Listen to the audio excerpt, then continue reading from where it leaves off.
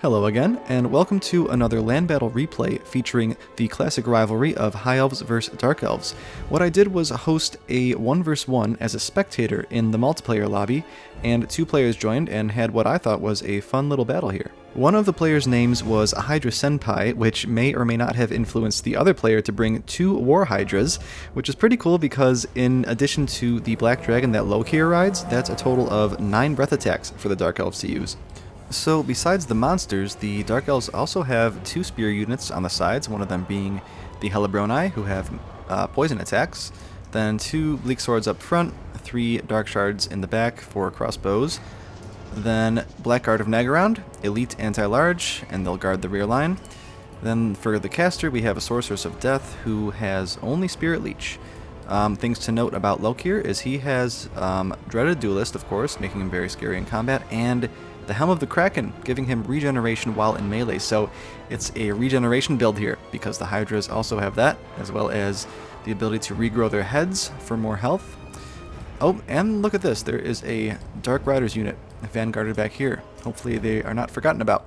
Then for the High Elves, we have Imrik on horse with a Noble on horse. Both of them are anti-large. They'll be rolling out with the Silver Helms here. Imrik has the Lord of Dragons to debuff an enemy, Dragonhorn to buff his whole army, and the Star Lance to buff himself. So that's kind of like a hero group here. Then leading this kind of core over here is the Lore Master of Hoeth, who is rocking Spirit Leech and Earthblood. AoE heal, that's nice. And there are 2 special units here, the Scions of Mathlan, who give 10% physical resist to people around them as long as the High Elves have above 15 winds of magic. Then the Pure Main Company, who give 15 physical resist to heroes and lords, so I believe the Lore Master will be getting plus 25 physical resist. But that's going to be shot right through with the Spirit Leech here, as both mages cast Spirit Leech on each other. Okay, it's going to be one of those kind of duels. And then the High Elves have some spears, Lothern Seaguard, and archers as well to fill out the rest of the army. What's interesting here is I don't see an Eagle Bolt Thrower or a Reaper Bolt Thrower, no artillery on either side, meaning there's no real pressure for either one to approach. The only other pressure would be like which lord or character has really good Winds of Magic recharge. You know, so like the longer you wait, you don't want to give them more Winds of Magic, but it doesn't really apply here. So the only thing really pushing things forward are the archers, and now the monsters are coming through with the breath attacks, poking some good damage there. It seems like one Hydra is gonna come forward here, and the other one's gonna come forward on this half of the battle, so both Hydras are gonna tank one side of the battle as more Spirit Leeches are going down, this one on the Hydra from the Lore Master. And that's what you want to be doing with the Hydras, just putting them out front, letting them soak up damage because they will regenerate it. Looks like Lokir got a breath attack down here, missed that, but did some pretty good damage. He's repositioning. The Blackguard are coming in. Gotta be careful of those with these Silver Helms. Now some Spirit Leeches are coming onto the Pure Main Company from the Dark Elf side. Look at that. So even with the Hydra's regeneration, the High Elves have done enough volley fire to break it. Meanwhile, Imrik's charging into some Blackguard. Luckily he didn't stay into that. Okay, the repositioning there. I see a lot of kind of unguarded archers over here, but it's like where do the Dark Elves want to focus their strengths, you know? I think the dragon can kind of hunt down this unit, and with the support of the Blackguard can kind of crumple them, so the High Elves don't really want that engagement, I don't think. So we'll see how that pans out as the other Hydra moves towards the archers here.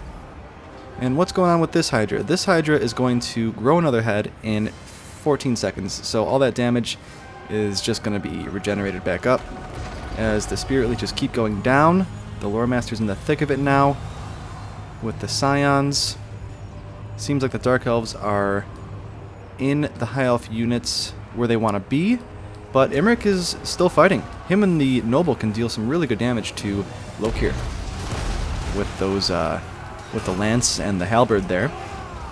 But the Blackguard surrounding these 2 horse characters is gonna be bad news for the High Elves there, so I don't see that being a good scenario This Hydra's tanking it.